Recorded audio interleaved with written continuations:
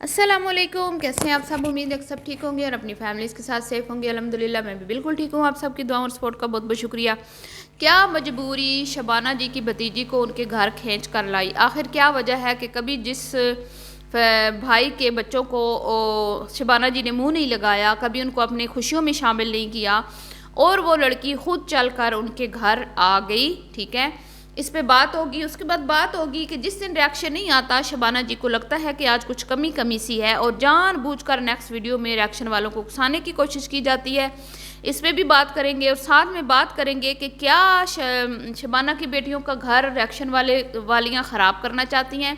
खुद इनकी अपनी घटिया गलीज हरकतों से इनका घर अभी तक ख़राब नहीं हुआ। किचन में गंदा तरीन स्टंट करने के बाद भी घर ख़राब नहीं हुआ, लेकिन इनको लगता है कि रिएक्शन वाली जो हैं वो इनकी बच्चियों का घर बर्बाद करने लगी हैं। तो इस पे बात करते हैं जी। वीडियो को स्किप नहीं करना, चैनल को सब्सक्राइब करना है, वीडियो को लाइक और शेयर करना है।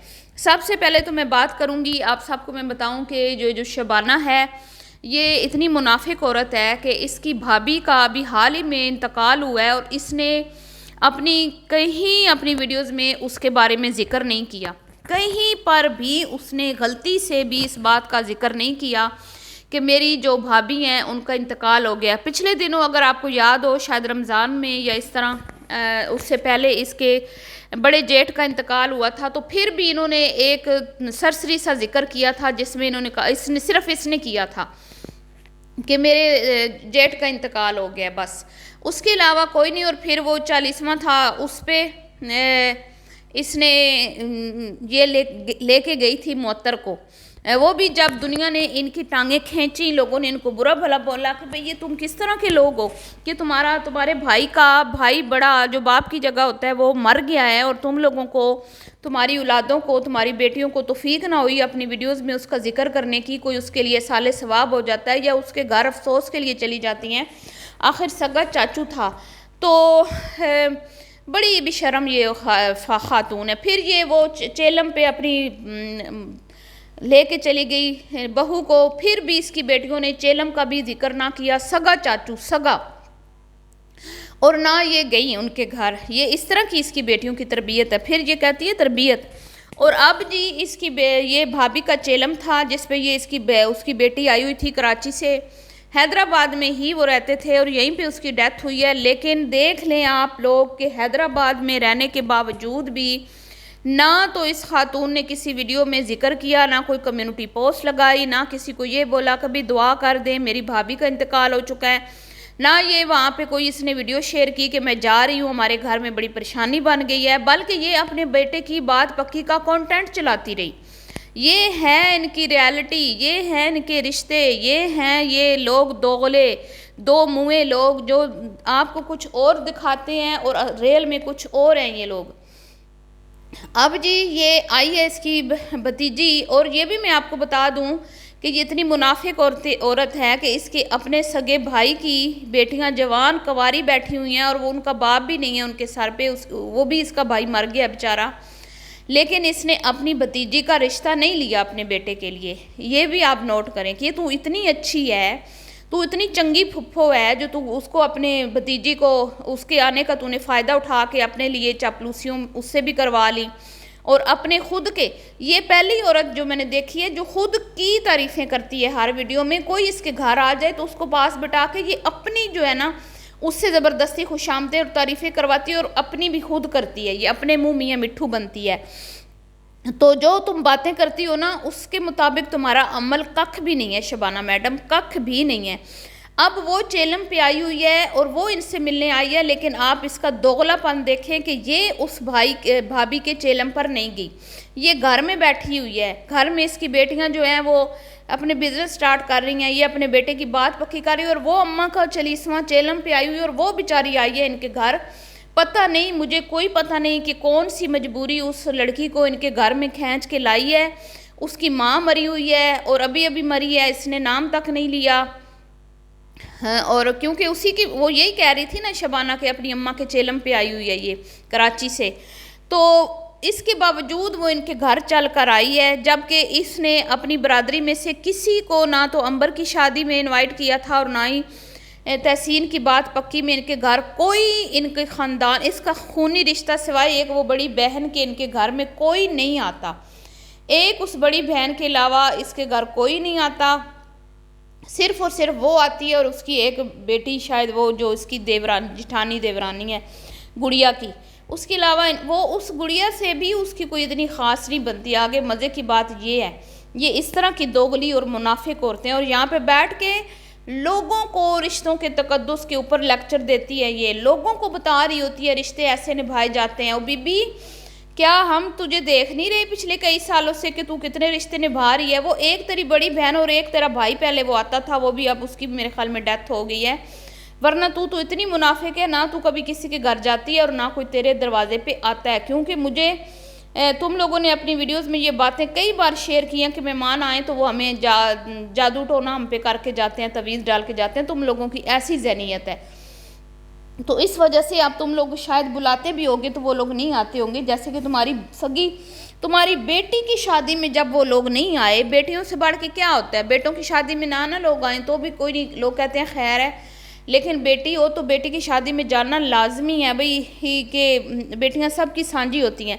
लेकिन तुम्हारे दरवाजे पर तो कोई भी नहीं आया तुम्हारी बेटी की शादी पे। कोई एक बंदा दिखा दो तुम्हारे ख़ानदान में से जो तुम कह सकती हो कि भाई ये मेरा कोई बहन भाई है या उनके बच्चों में से कोई है। तो ये इस तरह की मुनाफिक औरत है, और वो आई है बेचारी और उसके साथ बैठ के तो अपने गीत गा रही है। तू बड़ी अच्छी फुफ्फो है, तू बड़ी भतीजियों का ख्याल रखती है, उनके यतीम भतीजियों के सर पे हाथ रखती है, जाके उनको ईद दे के आती है, बड़ा तू उनका ख्याल रखती है कि वो बेचारी गरीब हैं और उनके बाप का साया भी उनके सर से उठ चुका है। तो तू बड़ा ख्याल रखती है, तू बड़ी रहम दिल औरत है, तू इधर उधर बकरे ज़िबा करके लोगों को खिलाती है, सदके देती है, लेकिन तेरे अपने खुद के ख़ानदान में वो, आपको अगर याद हो जब ये गई थी अपने जेठ के चेलम पर, तो वापसी पे इसको एक मिली थी, इसकी भांजी थी शायद, ये भतीजी थी या भांजी थी, मुझे अब ये नहीं पता, मेरे ख्याल में भतीजी थी। और उसको सड़क पे इसने कितनी देर खड़े रखा, और जब वो बेचारी बैठी गाड़ी में 2 मिनट 4 मिनट उससे इसने गुफ्तगू की और 500 रुपया उसके हाथ में रख के इसने उसको अलविदा किया। ये ऐसी औरत है, ये ऐसी औरत है। फिर ये बैठ के यहाँ पे लोगों को नसीहतें करती है, और डूब मरो, कुछ शर्म हया से काम लो, तुम लोग कैसे लोग हो दोगले, जब नहीं तुम लोग अच्छे रिश्ते निभाते तो लोगों को क्यों अपनी अच्छाइयाँ बयान करते हो, झूठी सच्ची। अब जी मैं आपको ये बता दूं कि ये ऐसी मुनाफिक औरत है कि जब इस पे रिएक्शन थोड़े से स्लो होते हैं ना, फिर ये आ जाती है केस की धमकियां देने। जब ये देखती है ना कि अब 1-2 दिन हो गया, मैंने भी एक दिन वीडियो नहीं डाली, 1-2 दिन, और कुछ दूसरे भी, वो कमल भी बीमार थी शायद, और इस तरह अस्मा ने भी नहीं बनाई, तो ये आ गई है उधर बाज़ार में खड़े होकर इतना लंबा इसने भाषण झाड़ा है कि भाई मैं माफ़ नहीं करूँगी। बीबी, तूने हमें क्या माफ़ करना है, तू खुद को माफ़ कर, तू खुद को माफ़ कर दे, अपनी बेटियों को माफ़ कर दे। तेरे जैसी माँ ना हमने ज़िंदगी में पहली बार देखी है जो खुद की बेटियों की जहन्नम की आग भड़का रही है। तुम्हारी बेटियों के घर जब वो किचन में खड़े होकर गंदे गलाजत से भरे हुए स्टंट करती हैं तब नहीं ख़राब होते, जब वो अपने शोहर की बुराइयां करती है हज़ारों लोगों के सामने तब नहीं ख़राब होता, जब अपनी सास को बदनाम करती है तब तेरी बेटी का घर ख़राब नहीं होता। तेरी बेटी का घर तब ख़राब होता है जब रिएक्शन बनते हैं। तो वो जो पहला तेरी बेटी का घर ख़राब हुआ, क्या वो रिएक्शन से हुआ है? तब तो रिएक्शन हो ही नहीं रहे थे तुम लोगों पर इस तरह के जैसे अब होते हैं। तो इतनी ये मुनाफिक फैमिली है, इतनी कोई मुनाफिक फैमिली है कि मैं आप लोगों को बता नहीं सकती। और यहाँ पे आके लोगों की आंखों में डेली ये धूल झोंकती है और राग अलापती है अपनी अच्छाइयों के, और राग अलापती है जी नमाज़ों के, वजीफ़ों के, दुरूद शरीफ के। बीबी, दुनिया में सबसे पहले जो अपने होते हैं ना सिला रहमी के हकदार, वो होते हैं अपनी सगी औलाद, अपने माँ बाप, रिश्तेदार। तू तो अपनी सगी औलाद की नहीं है, तू तो सगी औलाद की सिला रहमी नहीं करती। मैं बताती हूँ कैसे नहीं करती, कि क्योंकि अगर ये अपनी औलाद के साथ सिंसियर होती ना, अपनी औलाद से सिला रहमी करने वाली माँ होती, तो कभी भी अपनी बेटियों को यूँ मोबाइल थमा के उनको ना कहती कि भाई तुम लोग भी यही काम करो जो मैं कर रही हूँ। या अगर वो उनको बोलती करने का, तो फिर उनको ये नसीहत ज़रूर करती कि तुम लोगों ने कैमरे में नहीं आना, तुम लोगों ने ऑफ कैमरा रह के काम करना है। अल्लाह ने तुम्हें थोड़ा दिया, बहुत दिया, उसी में सब्र शुक्र करना और ख़ुद को कभी लोगों के सामने जो है ना जाहिर करना, अपनी इज़्ज़तों को, अपने क्या कहते हैं, अपनी खूबसूरती को छुपा के रखना। लेकिन नहीं जी, इन लोगों के लिए तो ये कोई चीज़ ही नहीं है, इन लोगों के लिए तो ये आम चीज़ है। इन लोगों को इस चीज़ से कोई ख़तरा नहीं है, डर नहीं है भाई लोग हमारे बारे में क्या सोचते हैं, क्या कहते हैं, हमें किस तरह से पुकारा जाता है। अभी वो कराची से आई हुई भतीजी कह रही है अभी 15 साल के बच्चे ने पैगाम भेजा है कि भाई मैं बड़ा आपका फ़ैन हूँ, बड़ा आपका फ़ैन हूँ। और मुझे ये समझ नहीं आई कि वो 15 साल का लड़का इनकी वीडियोज़ में क्या देखता है, क्योंकि शबाना तो करती है कुकिंग से लड़कों को क्या लेना देना, तो फिर वो क्या देखता है, आप खुद ही सोच लें वो क्या देखता है। सी सेक्शन की स्टोरियाँ सुनता है वो, हैं सास बहू की वो नोक झोंक के इंतज़ार में होता कि आज मुत्तर ने क्या किया शबाना के, मतलब कि सारे बच्चों को भी तुम लोगों ने इसी चीज़ पे लगाया हुआ है। भाई इनके छोटे छोटे बच्चे फ़ैन हैं, इनके ट्रकों वाले, दुकानों वाले इनके फ़ैन हैं, समोसों वाले इनके फ़ैन हैं जो इनको कीमे भरे समोसे देते हैं, ये हैं इनके फ़ैन। वहाँ से भतीजी साहिबा पैगाम लेके आई हैं, क्या बात है। तो मुझे मतलब कि कहते हुए भी शर्म आती है कि भाई 15 साल का लड़का तुम्हारा फ़ैन है। तो कोई और होती तो कहती इस बात को उधर ही रहने दो, इस क्लिप को ही काट दो, लेकिन वो इसने बताना है लोगों को इसने बताना है कि भाई बच्चे भी हमें पसंद करते हैं। बस क्या कहें इनकी ज़हनियत को। बहरहाल जी, बात मुख्तसार इतनी है कि ये ख़ुद चाहती हैं कि इन पे रिएक्शन बनते रहें, क्योंकि इनको पता है कि रिएक्शन अगर बनते हैं तो वीडियोस ट्रेंडिंग में रहती हैं और हमें फ़ायदा होता है। और इनको कोई इस जो है ना इनके अंदर शर्म हया होती ना, अगर ये जो गैरत का नाम लेती है और कहती है कि मेरी बच्चियों पे आँच आएगी, मेरी बच्चियों पे बात करोगे तो अब मैं तुम लोगों को छोड़ूंगी नहीं, तो तू पहले तो अपना गिरेबान पकड़, तू पहले खुद अपना गिरेबान पकड़ जो तूने अपनी बेटियों की जन्म की आग भड़काई है, फिर आना रिएक्शन वालों की तरफ।